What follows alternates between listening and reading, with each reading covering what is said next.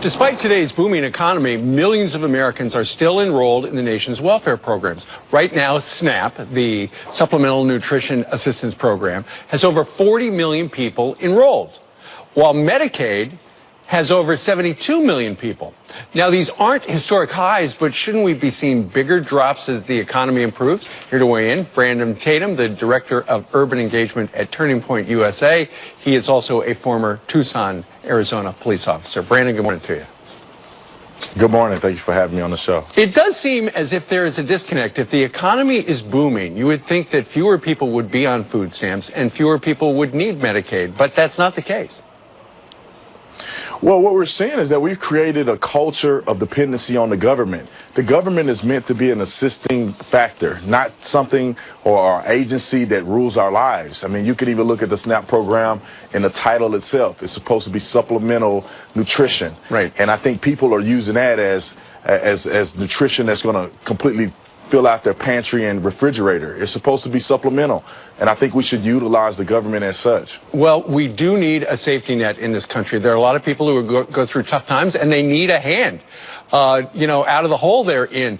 But there is something that is going on as well. For instance, some is suggesting that a lot of these programs are getting ripped off. Down in Louisiana, one of the legislative auditors did a test. They picked at random 100 Medicaid recipients, and they realized that 82 of them did not qualify for all the benefits they got. They're gaming the system.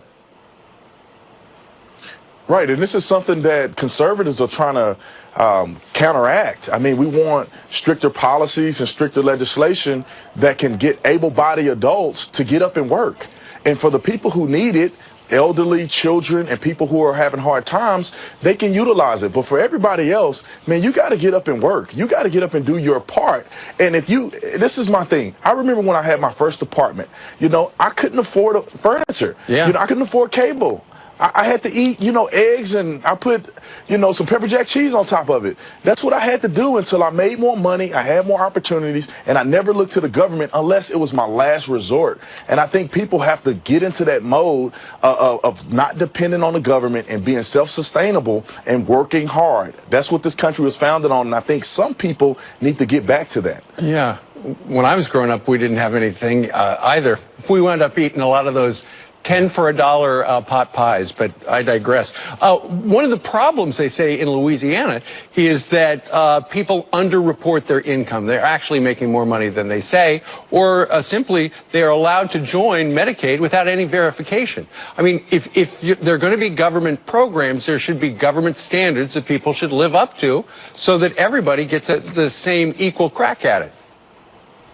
Right, and this is not something that I'm surprised at. I mean, people in general, sometimes they lack integrity. And if you're going to give them opportunities to get free money and free assistance, some people are going to take advantage of it whether they need it or not. So when you have stricter policies, it forces people to be accountable, and it forces them to only utilize the government if absolutely necessary. So I think that the conservatives are on the right side of this, and I would like to see us push for better legislation that will give us the desired outcome. All right, let's see what happens. Brandon Tatum joining us from Phoenix. Sir, thank you very much.